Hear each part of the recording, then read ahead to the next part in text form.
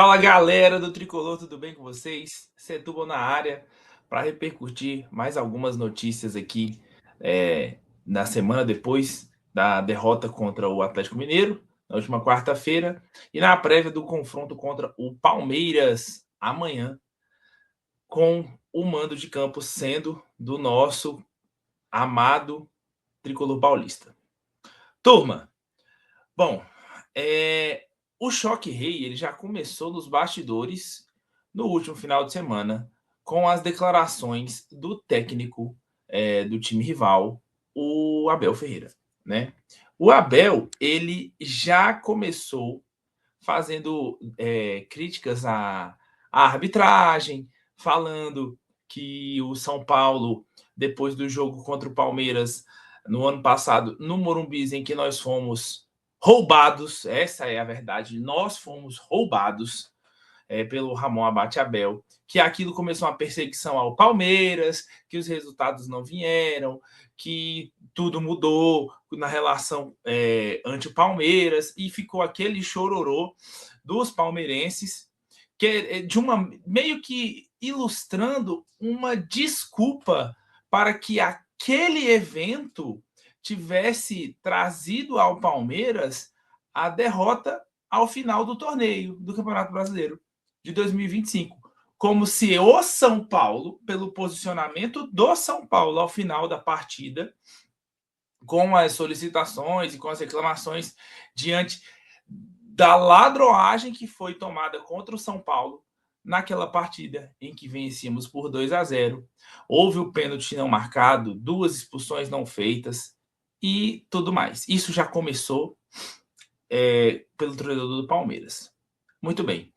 O treinador do Palmeiras, ao meu entender, quando ele toma esse posicionamento, ele está querendo provocar a diretoria do São Paulo, os mandatários são paulinos, né? Diretoria, os administradores do São Paulo, bem como o técnico são paulino e o clube.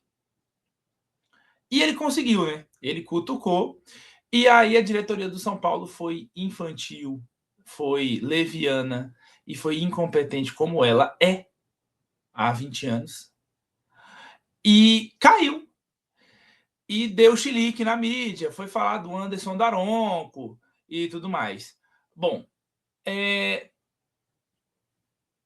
quando eu falo chilique, é porque aí eu já quero me referir à declaração feita pela mandatária palmeirense, a Leila Pereira, que ela fala que não entende porque que todo mundo fala que mulheres que dão chilique, quando na verdade quem está dando muito chilique são os homens, principalmente os homens do São Paulo.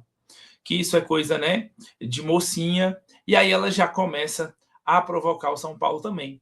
E o diretor Anderson Barros vai até a ESPN e declara que hoje em dia o São Paulo é inadmissível que hoje em dia um time tenha uma postura como a do São Paulo quando tange o assunto da arbitragem. Muito bem. E aí repercutiu muito mais a fala dos palmeirenses e nessa balança, nessa queda de braço, o São Paulo acaba perdendo. A gente acabou saindo como os chiliquentos, a gente acabou saindo como aquele que não sabe perder, a gente acabou saindo como o mais fraco, querendo já tomar as rédeas da partida antes do jogo começar para tentar ter uma oportunidade. Somos o time menos favorito no confronto? Somos, infelizmente, esse é o momento, somos. Mas isso não quer dizer que o Palmeiras irá vencer ou que o São Paulo irá vencer. O que realmente importa é a falta de profissionalismo diante ao momento desse de crise. A falta de percepção da situação, de como saber lidar. E o excesso de confiança, principalmente do Abel Ferreira, do lado do Palmeiras, que ao provocar a torcida e os mandatários do São Paulo, ele conseguiu, com a fala dele, ele conseguiu despertar aquilo que o Palmeiras queria.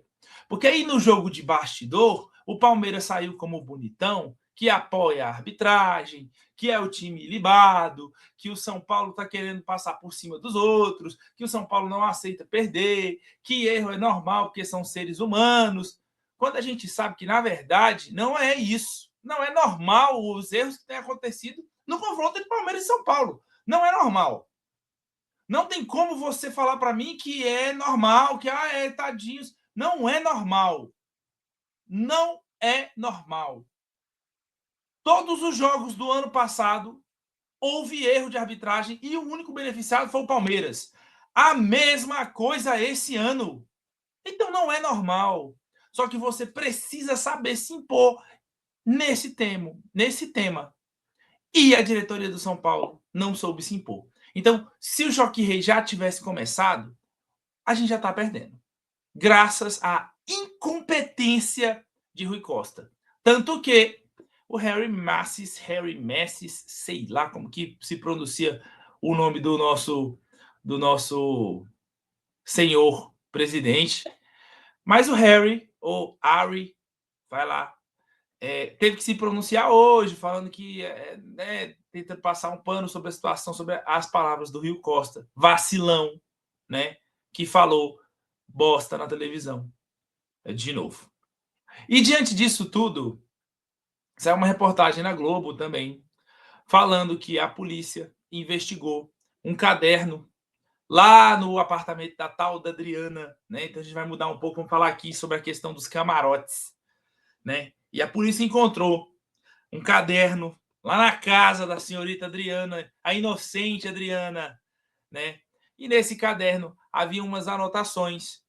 Dentre essas anotações, havia uma anotação que acredita-se que é a divisão dos lucros entre ela, Mara, Douglas Schwartzman, pela divisão dos lucros da venda dos camarotes ilegais do São Paulo.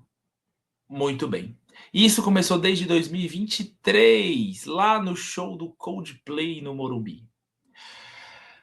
E aí eu te pergunto, tem como a gente confiar nessa diretoria que é composta pelas mesmas pessoas que estavam nesse período? Porque são as mesmas pessoas, não teve mudança, só saiu o presidente. O Conselho Deliberativo vai continuar não agindo enquanto a gente não falar. Nós, torcedores, principalmente os torcedores que são sócios torcedores, nós temos um artigo no Estatuto que faz com que a gente possa forçar o Conselho Deliberativo a tomar certas decisões, a agir sobre certos assuntos. E a gente tem que fazer essa voz. Porque enquanto isso não acontecer, tá aí, ó, Mara, Adriana, Douglas, o Outen, que é o presidente do Conselho Deliberativo, ninguém faz nada. Ninguém faz nada. E a gente vai continuar sofrendo tudo que estamos sofrendo. Bom, o vídeo de hoje era isso. Era trazer um pouco sobre esse desfecho aí momentâneo dessa situação dos camarotes e esse primeiro gol, né, hipoteticamente falando, que a gente já levou do Palmeiras por conta da incompetência da nossa administração. Então a gente segue na mesma, né? O campo até está conseguindo respirar um pouco. A gente começou o ano bem desfalecido, bem combalido, bem sem esperanças, e a gente está com uma evolução bacana. Mas o extracampo continua piorando. E é isso, torcida. É isso, galera, meus amigos. Curte, comenta e compartilha. Deixa aqui embaixo o seu comentário, que é muito importante para a gente poder estar evoluindo os vídeos. E se for ofender, ofenda com respeito, beleza? Um abraço, turma. Tamo junto. Até amanhã no pré-jogo. Vai ter pré-jogo amanhã. Jogo muito importante, Clássico Rei, né? O Choque Rei. Clássico Rei é o de Fortaleza. Choque Rei. E espero que amanhã vençamos, que joguemos como nós jogamos contra eles no último jogo contra no Morumbi, só que não haja erros de arbitragem para nenhum dos lados e que a gente possa vencer na bola e retomar a liderança no campeonato. Valeu, galera. Um abraço, tamo junto e até a próxima.